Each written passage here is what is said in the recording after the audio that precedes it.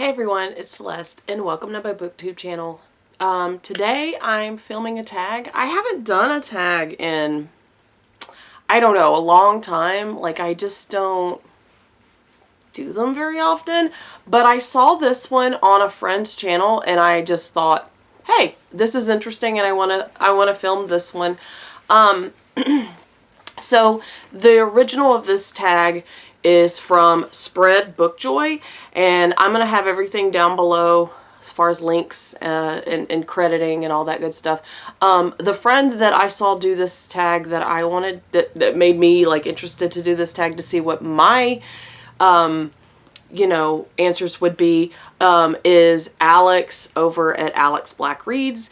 And so if you're not a subscriber to Alex, I really think you should be, because she really does really in-depth discussions of the books that she reads, and she reads books that not everybody else is reading, and I think that that is really cool.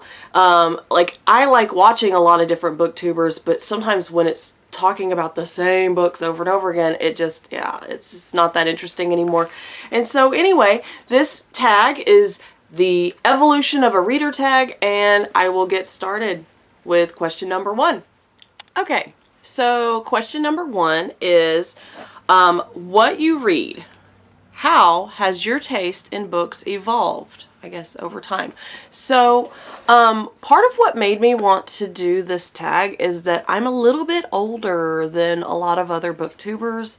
A lot of other booktubers are like younger, and so yeah, like my experiences with reading are different because I'm in a different age group. So I'm in my early 40s, and so I've been reading for, a good 25, 30 years. I couldn't tell you how old I was exactly when I started reading, because it's like it's a thing that levels up, right? I do know that whenever I was like 7 or 8, I was reading, like the funny pages, and like sometimes I would get the jokes and sometimes I wouldn't, but but as a child, I was one of those nerdy children that would always have a book. Like, I would be curled up in the sectional and reading a book while everybody else like did whatever they did, because I'm old. So back in my day, we didn't have the internet. We didn't have smartphones. We had 2 TVs in the house, and you had to get up and walk across the room to change the channel. So, and so a lot of times what would happen is, like, my parents would be in control of the different TVs, or it wouldn't be my turn to pick something, so I would just read a book instead. And so that got me started on my reading journey, and like why I read so much and why I'm so like invested is because I've been reading a lot since I was a kid. So my evolution, what's interesting to me is, so like I read a lot as a child, and I continued that into my teen years. But then in my teen years, when I hit like AP classes, and then when I got in college, like I was still reading, but I wasn't reading for pleasure like I had been, because I was having to read for the learning purposes of whatever classes I was in. And so I kind of slacked off. And then in my early 20s, I was having my children and getting my career established. And so I, again, wasn't reading at the same rate that I was. I never ever stopped reading necessarily, but there would be times in my life where I would not read as often. And I wasn't reading the amounts that I read now. And I wasn't collecting books because financially I couldn't, or I just didn't have the room, because I'd be living in like these smaller places like apartments or whatever. And so, that goes along with that too. I think I got back into reading in about 2005, 2006, when I'd given birth to my 3rd child, and so I was done having children at that point. And then I was able to like, I'm a teacher, so I was able to like spend time like on my breaks and stuff reading and getting more into it. And so since about that time, I have just ramped up and ramped up and ramped up. And if you go in my Goodreads, one of the things that I do is I've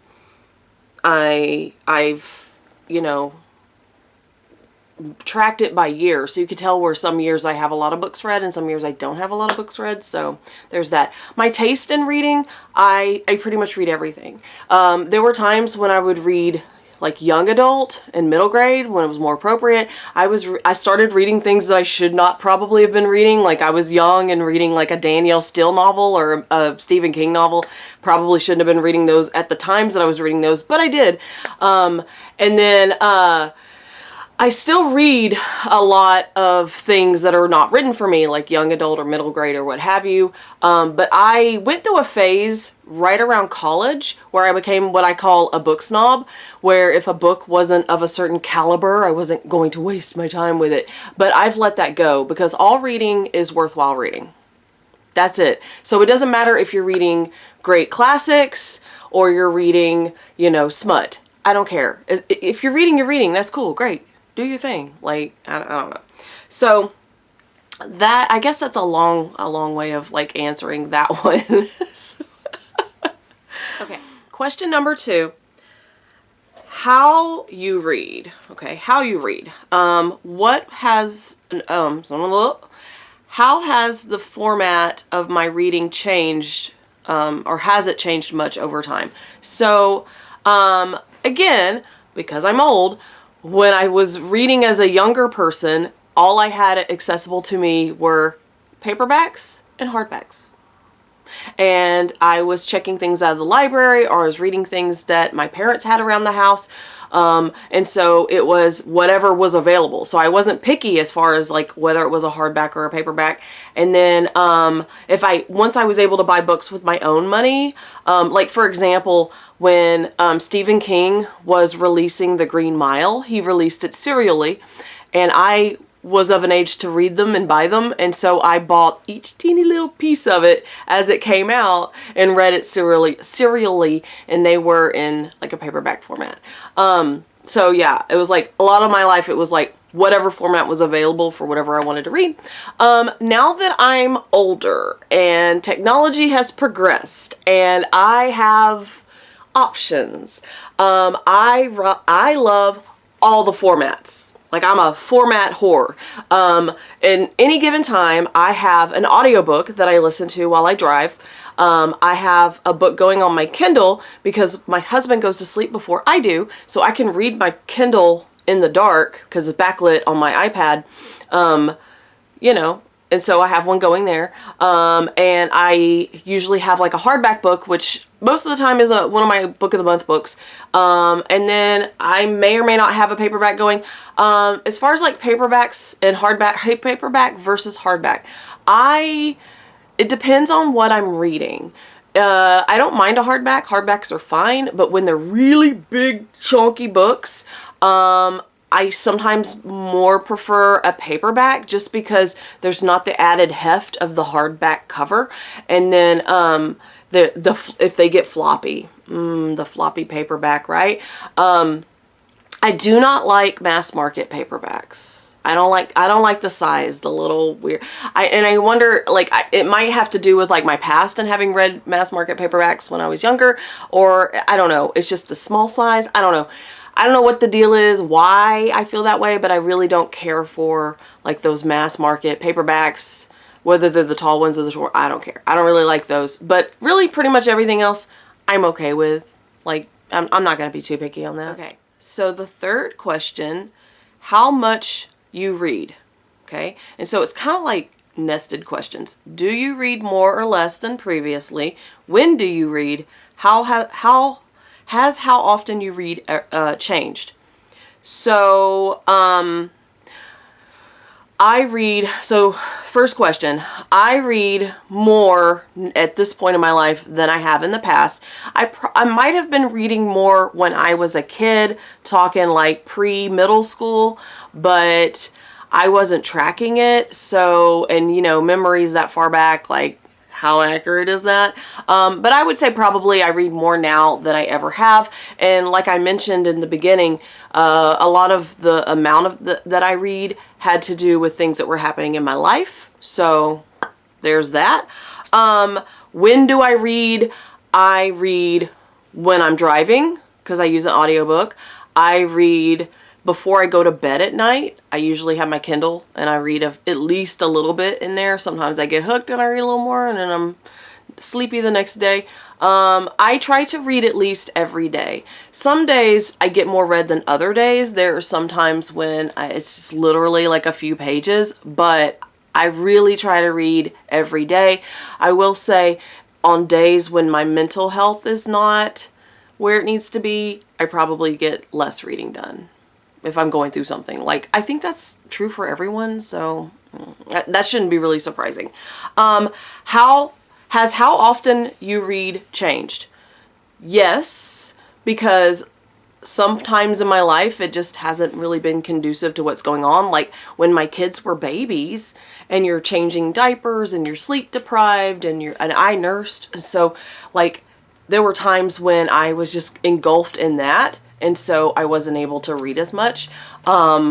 Or if I was enrolled at, in my college and so I'm reading for these other purposes, reading for pleasure just didn't really happen because I just it was too much to read the other things that I had to read. Right now, how often I read? Well, I read pretty much every day, and that's been stable for like maybe the last 10 or so years. And I can look back, since I track it on Goodreads, I can look back and say, I read this and then this and then this. And so I have better data to support that answer. I know that sounds really like nerdy, doesn't it? Like, I have data to support my answer. So yeah, that's what's up with that. Okay, so now we're to question number 4. How has BookTube changed you as a reader? So I've been on BookTube for 6 years, 7 years. I know, like, there's been times when I've taken a hiatus, like when I went through my divorce, I stayed off of the internet as far as that goes. But I've been on BookTube a long time, and I watched BookTube for a while before I started making any videos. And the reason that I started making videos is because I wanted to join the discourse. I wanted to be a part of it. And so making videos was one of the ways. Commenting is another way, but making videos is a way to like really express yourself. And so I started doing that 6 or 7 years ago. I'd have to go back and look to be certain like exactly how long ago it was. But how BookTube has changed me as a reader, I would say that BookTube has helped me learn things about what's coming out, what's come out, and like how things are influencing, I don't know, like the social commentary, right? Like, or like if there's something problematic about a book or an author, BookTube is usually where I learn about that. And I'm appreciative of that because, like I've mentioned it before, I'm in like rural Texas. So if it weren't for like things like social media, YouTube, I wouldn't always hear about things because I'm not in like a metropolitan area for that. And honestly, like where I am, it's just not like one of the biggest hobbies. And so I sometimes don't see a lot of other people who are reading the same things that I'm reading or really reading much at all. But yeah, so I think learning about like new books, what's coming out, like I really like to look at videos where people talk about their TBRs. I really like to look at videos where people talk about what's coming in the year, like what's going to be published. And so that helps inform me, and I think it informs me as a reader. So I can be a better reader in the sense that it helps me choose books that are interesting to me, of course, yeah, because that's like the whole point, right? But also books that will help like enrich my understanding of things, because one of the big things for me as a reader is that I get to experience things and learn about things that I don't have access to just from my daily life. And so that, to me, that's an important part of the reading experience, is learning. And sometimes reading, makes us feel good. Sometimes it makes us uncomfortable. And I feel like that is an important part of my reading experience, at least. And so I like to read things that teach me about other cultures, other races, other ethnicities, other ways of living, other places in the world, and just makes me a more well-rounded person when I interact with other people because of things that I've learned. And I get interested in things that I never would have known about before. And like, yeah, I think that BookTube has been a very positive influence on me. Now, okay, sometimes there is like drama and stuff, but I stay out of that. I really don't get, I try not to get my feathers ruffled by things like that because, you know, in this world, there are some people who thrive on that type of chaos. And so they're going to go around wherever they can and stir it up. And I'm just not here. That's not why I'm here. So I'll just bye and just move on. And so yeah, I think for the most part BookTube has been like a very positive force in my reading life. So yeah.